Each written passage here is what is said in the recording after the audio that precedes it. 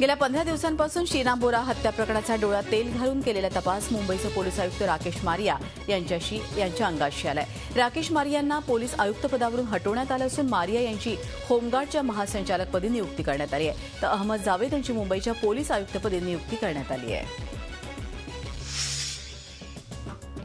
अहमद जावेद यांनी मुंबईच्या पोलीस आयुक्तपदाची सूत्रे स्वीकारली आहेत। महिला आणि बालसुरक्षेला प्राधान्य देणार असल्याचं त्यांनी स्पष्ट केलं आहे। शीना बोरा मर्डर केस प्रकरणातील तपास अधिकाऱ्यांच्या बदल्या केल्या नाहीत असंही त्यांनी स्पष्ट केलं आहे। जावेद अहमद हे 1979 बॅचचे IPS अधिकारी आहेत। यापूर्वी त्यांनी 2010 मध्ये नवी मुंबईचे पोलीस आयुक्त तर त्यानंतर 25 फेब्रुवारी 2014 पासून होमगार्डचे महासंचालक म्हणून त्यांची नियुक्ती झाली होती। सरकारनं तडकाफडकी मुंबईच्या पोलीस आयुक्तपदावरून हटवल्यानं होमगार्डचे नवे महासंचालक राकेश मारिया कमालीचे नाराज झाल्याची माहिती झी मीडियाच्या सूत्रांनी दिली आहे। त्यामुळेच मारिया आता राजीनाम्याच्या तयारीत असल्याचंही बोललं जात आहे, पण झी मीडियाला मिळालेल्या माहितीनुसार मारिया हा टोकाचा निर्णय घेण्याची शक्यता कमीच आहे। राकेश मारिया बदली प्रकरणात राष्ट्रवादीचे प्रवक्ते नवाब मलिक यांनी खळबळजनक आरोप केले आहेत। शीना हत्या प्रकरणातील मनी लॉन्ड्रिंग प्रकरणामुळे मारियांची बदली झाल्याचा आरोप राष्ट्रवादीने केला आहे। INX मीडियातील 500 कोटींच्या मनी लॉन्ड्रिंगचा मारिया तपास करत होते। या प्रकरणात भाजपशी संबंधित लोकांचा सहभाग असल्याचा मुंबई पालिकेच्या हद्दीत येणारा देवनारचा कत्तलखाना जैनांच्या पर्युषण पर्वाच्या दरम्यान 4 दिवस बंद ठेवण्यात येणार आहे। मात्र यावरून आता शिवसेना आणि भाजपमध्ये चांगलीच खडाजंगी उभी राहिली आहे। मीरा भाईंदरमध्ये 8 दिवस मांस विक्रीवर बंदीचा निर्णय घेण्यात आला। या निर्णयाला शिवसेनेनं तीव्र विरोध केला होता, पण भाजपनं बहुमताच्या जोरावर निर्णय लागू केला। तर कुणी काय खावं हे सांगणारे भाजपवाले कोण असा प्रश्न शिवसेना खासदार संजय राऊत यांनी विचारला आहे। नियम डावलून दहीहंडी साजरी करणाऱ्या आयोजकांविरोधात मुंबई पोलिसांनी आता कारवाईला सुरुवात केली आहे। हायकोर्टानं घालून दिलेल्या दहीहंडी बाबतच्या नियमांचं उल्लंघन केल्याप्रकरणी दादरमधील शिवाजी पार्क पोलीस स्टेशनमध्ये गुन्हा दाखल झालाय। साई दत्त मंडळाचे आयोजक कृष्णा मोहन सावंत यांच्या विरोधात गुन्हा दाखल करण्यात आला आहे। कोट्यवधी रुपयांच्या घोटाळ्यातील पेण अर्बन बँकेच्या छोट्या ठेवीदारांना त्यांचे पैसे परत करण्याची प्रक्रिया कालपासून सुरू झाली आहे। पेण अर्बन बँकेच्या 5 वर्षांपूर्वी उघडकीस आला सुमारे 750 कोटी रुपयांच्या महाघोटाळ्यानं सहकार क्षेत्रात खळबळ उडाली होती। बँकेनं वसूल केलेल्या 54 कोटी रुपयातून 10,000 रुपयांपर्यंतच्या ठेवीदारांना पैसे परत करावेत असे आदेश न्यायालयानं दिले आहेत। त्यानुसार या ठेवी परत करण्याचा निर्णय प्रशासक मंडळानं घेतला आहे।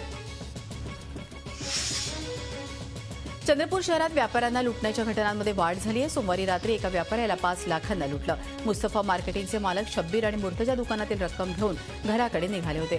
त्यावेळी चोरट्यांनी त्यांच्या डोळ्यात तिखट आणि चिली सॉस टाकून हातातील 5 लाख रुपये रक्कम लुटली। पोलिसांनी रात्रभर शहरात नाकाबंदी राबवली, मात्र अजूनही आरोपी पकडण्यात पोलिसांना यश आलेलं नाही।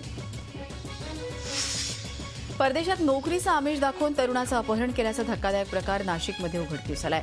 नाशिकमध्ये कपडा बाजार परिसरात राहणाऱ्या गौरव संघांशिव या तरुणाचं धर्मांतर करून अपहरण करण्यात आल्याचा आरोप त्याच्या कुटुंबियांनी केलाय।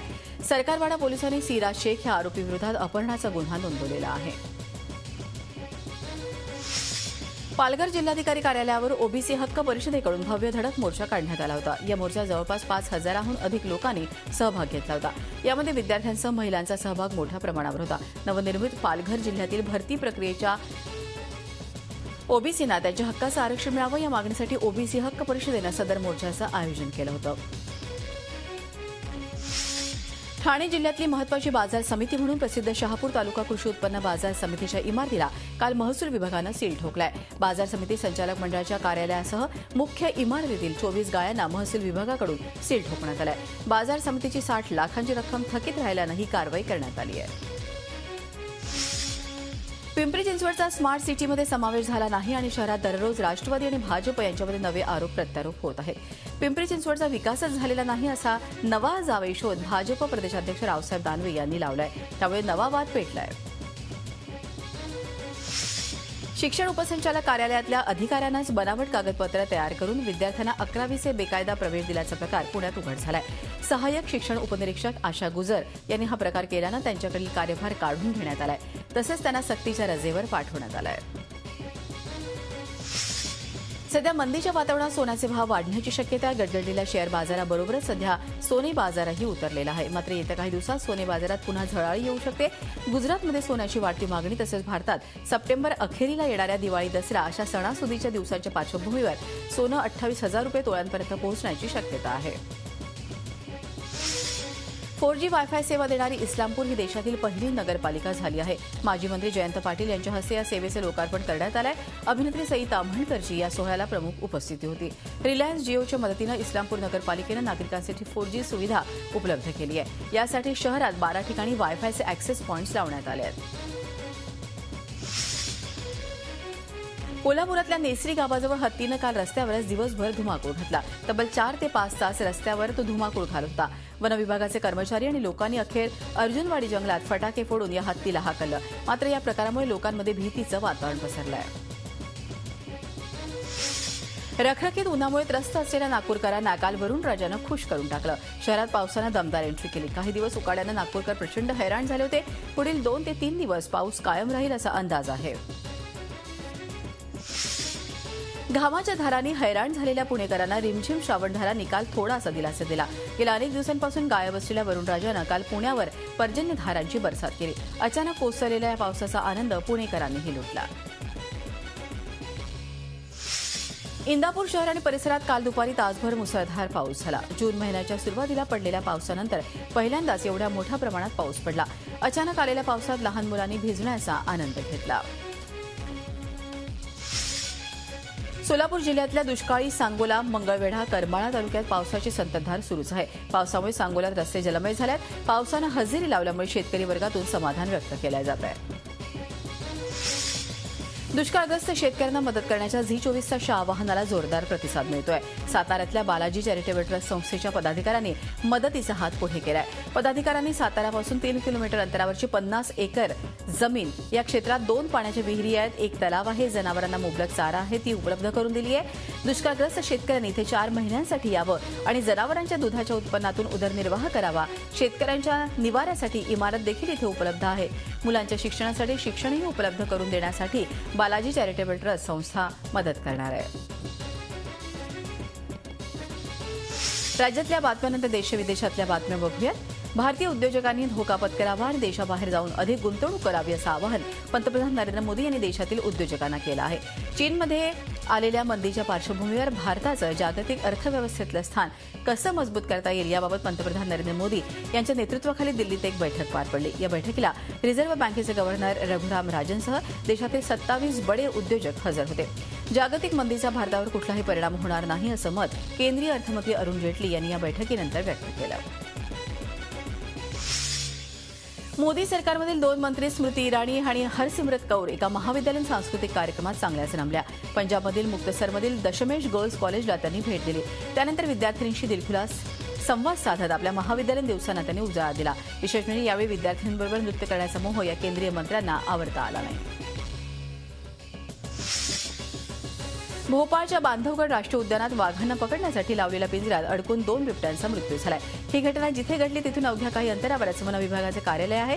या भागातील वन्यजीव प्रेमींनी घटनेचा तीव्र निषेध करत बांधवगडच्या वन्य अधिकाऱ्यांना हटवण्याची मागणी केली आहे. वन विभागाच्या दुर्लक्षामुळे घटनांमध्ये वाढ झाल्याची टीका वन्यप्रेमींनी केली आहे. देशातील सर्वात जास्त बिबट्यांची संख्या असलेलं राज्य म्हणून मध्य प्रदेश ओळखलं जातं.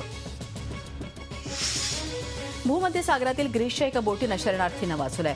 हे शरणार्थी ज्या बोटीनं जात होते ती नाव भूमध्य सागरात बुडू लागली. त्याचवेळी तिथून जात असलेल्या ग्रीसच्या या बोटीनं या बुडत्या नौकेला वाचवलं. या शरणार्थींमध्ये महिला आणि लहान मुलांचा मोठ्या प्रमाणात समावेश होता.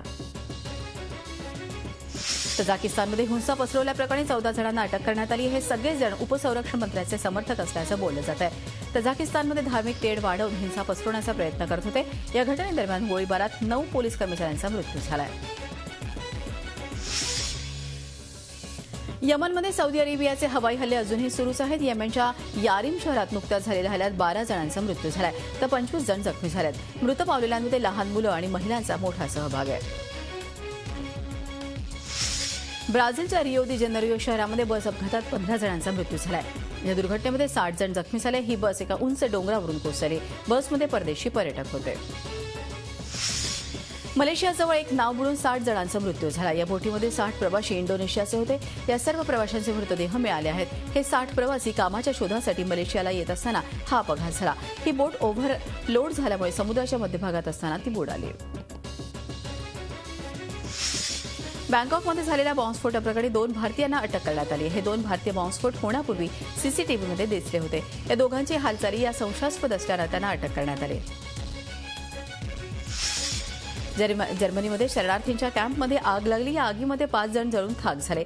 या कॅम्पमध्ये 80 लोक होते. मध्यरात्री 2च्या सुमारास आग लागली. आगीच्या कारणाचा पोलीस शोध घेत आहेत.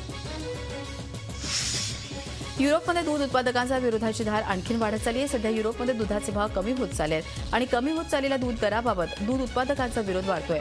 युरोपियन युनियनच्या कार्यालयांमध्ये जाऊन दूध उत्पादकांनी आंदोलन सुरू केली आहेत. ऑस्ट्रेलियाच्या मॅट होलनं आपली पहिली रेड बुल रेस जिंकली आहे. या रेस दरम्यान मॅट होलनं अनेक रोमांचकारी साहसी स्टंट दाखवत 56.8 सेकंदांमध्ये ही स्पर्धा जिंकली. ऑस्ट्रेलियामध्ये स्पिलबर्ग इथं ही स्पर्धा झाली.